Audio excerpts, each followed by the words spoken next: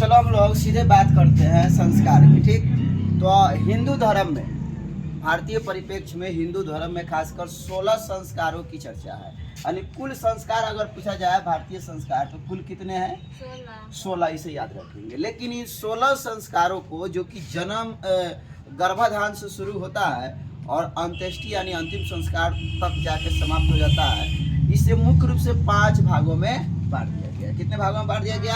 यानी 16 संस्कार को कितने भागों में बांट दिया गया? 5 भागों में। कौन कौन? तो उसे याद कर लेंगे आप। जन्म से पहले 3, जन्म से पहले बढ़िया से गिन, यानी कहे 3। जन्म से पहले संस्कार कितने? 3। ठीक, कौन कौन होते हैं उसको हम बाद में देखेंगे। पहले देख लेते हैं कि मोटे रूप में मुख्य रूप से संस्कार जो 5 तरह के होते हैं कौन कौन होते हैं। यानी जन्म से पहले कितना? 3। बचपन में 6, बचपन में 6 संस्कार, और शिक्षा के लिए 5, शिक्षा के लिए 5। अगर वही बात करें गृहस्थ जीवन में, जो व्यक्ति प्रवेश करता है तो उसके लिए भी एक संस्कार होता है। यानी गृहस्थ जीवन में प्रवेश के लिए कितना? 1, और मृत्यु के बाद 1। आप टोटल जोड़ेंगे तो 3, 6, 9, 5, 14, 1, 15 और 1, 16। यानी मुख्य रूप से 16 संस्कारों को 5 प्रकारों में क्या किया गया? बांट दिया गया। अब आइए हम लोग देखते हैं कि जन्म से पहले, ठीक, जो 3 संस्कार है वह कौन कौन है। ठीक, जन्म से पहले जो 3 संस्कार है वह कौन कौन है। सबसे पहला संस्कार जो है वह गर्भाधान संस्कार कहलाता है। सबसे पहला संस्कार याद कर लेंगे बढ़िया से, गर्भाधान संस्कार। गर्भाधान संस्कार का मतलब क्या होता है?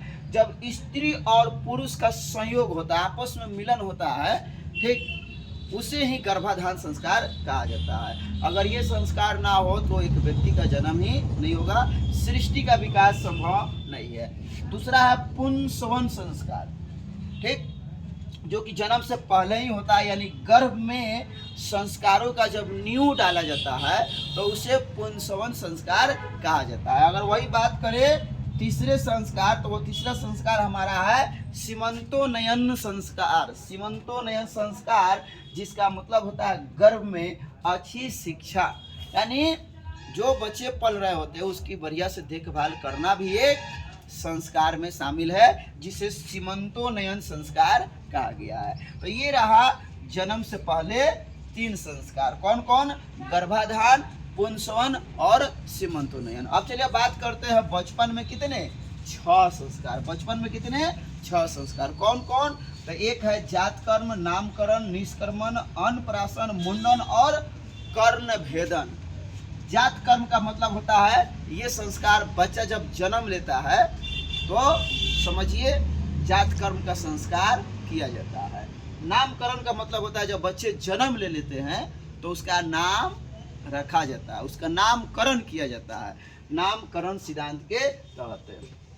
तो जात कर्म में बच्चे के जन्म पर होता है, नामकरण क्या होता है? बच्चे का नाम रखने पर। और छठा जो संस्कार है वह निष्क्रमण, यानी बच्चे की दीर्घायु होने की कामना की जाता है। यानी ना कहा जाता है कि जुग जुग जिया तू ललनवा भगवान भवनवा के भाग जगल हो। लोग क्या करता है? दुआ देता है, आशीर्वाद देता है कि बाबू 1,000 साल जिए, क्या खूब लंबा जिए, यानी दीर्घायु होने की कामना की जाती है। 7वां जो संस्कार है वह अन्नप्राशन संस्कार है। अन्नप्राशन संस्कार, इसमें क्या होता है? अन्न से याद रखेंगे, बच्चे को अन्न खिलाने की शुरुआत की जाती है। देखते होंगे खिचड़ी से, ठीक, माँ लोग क्या करती है? बच्चों को खिचड़ी खिलाकर, अन्न खिलाकर अन्नप्राशन संस्कार की क्या करती है? शुरुआत करती है। उसके बाद में आता है मुंडन। मुंडन का मतलब क्या होता है? ठीक, सिर के बाल को पहली बार क्या करना? हटाना। इसे मुंडन संस्कार कहा जाता है। यानी मूड़ी छिलवा लेना। कौन सी? मूड़ी को छिलवा लेना, केश को हटा लेना, इसे ही मुंडन संस्कार कहा जाता है। यानी सिर के बाल पहली बार उतारना। उसके बाद में कर्ण भेदन, यानी कान को क्या करना? छेदना, कान को छेदना, यह कर्ण भेदन संस्कार कहलाता है। तो ये रहा जात कर्म, नामकरण, निष्कर्मण, अन्नप्राशन, मुंडन और कर्ण भेदन। ये सभी बचपन के टोटल 6 संस्कार होते हैं। अब बात करते हैं हम लोग शिक्षा के कितने? 5। अब शिक्षा के लिए 5 संस्कार होते हैं, वो कौन कौन? आइए देख लेते हैं। सबसे पहला है विद्यारंभ, यानी 10वां संस्कार होता है विद्यारंभ का मतलब ही होता है विद्या की शुरुआत। बच्चे घर से निकलते हैं, पहले गुरुकुल में पढ़ने जाते थे, आश्रम में रहकर पढ़ाई करते थे, तो विद्या की शुरुआत विद्या आरंभ संस्कार कहलाता था। उसके बाद में उपनयन, यानी बच्चे जनेऊ धारण करते थे तो उसे उपनयन संस्कार कहा जाता है। ठीक, उसके बाद में 12वां संस्कार की बात करें तो वह है वेदा आरंभ, यानी वेदों का ज्ञान। कौन सी? वेदों का जब बच्चे ज्ञान प्राप्त करते थे तो उससे वेदारंभ संस्कार कहा जाता था। 13वां जो संस्कार है वह केशांत, यानी केश का अंत, केशों का क्या करना, अंत करने का संस्कार केशांत संस्कार कहलाता था। उसके बाद में है संवर्तन संस्कार, ये 14वां संस्कार है जो शिक्षा के पश्चात वापस समाज में जो बच्चे आते थे, गुरुकुल में रहकर शिक्षा ग्रहण करते थे, जब उनकी शिक्षा वहाँ पर पूर्ण हो जाती थी तो वो बच्चे पुनः घर लौटते थे, अपने समाज में लौटते थे, यानी किताबी ज्ञान को व्यवहारिक जीवन में उतारने के लिए जब बच्चे घर पर आते थे तो उसे संवर्तन संस्कार कहा जाता था। ठीक, और बात करते हैं हम लोग अगला संस्कार, चौथा प्रकार जो है वह है गृहस्थ जीवन में प्रवेश करने के लिए भी कितना संस्कार, कितना, एक, वो कौन है, विवाह संस्कार, शादी, मैरिज।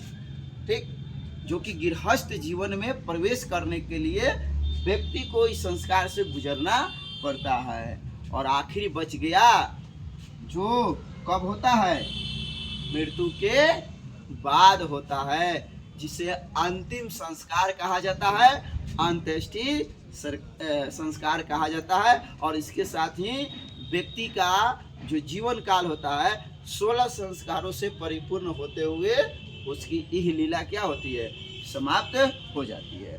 तो इस तरह से आप मोटे मोटे देख लीजिए कि संस्कार कितने होते हैं, कितने होते हैं, 16 होते हैं, लेकिन उन्हें मुख्य रूप से कितने भागों में बांटा गया है, 5। कौन कौन? जन्म से पहले याद रखेंगे, जन्म से पहले 3, बचपन में 6, शिक्षा के 5, गृहस्थ जीवन में प्रवेश करने के लिए 1, और मृत्यु के बाद 1, टोटल जोड़ दीजिएगा तो कितने हो जाएंगे, 16 हो जाएंगे। ठीक, तो चलिए, बहुत बहुत शुक्रिया।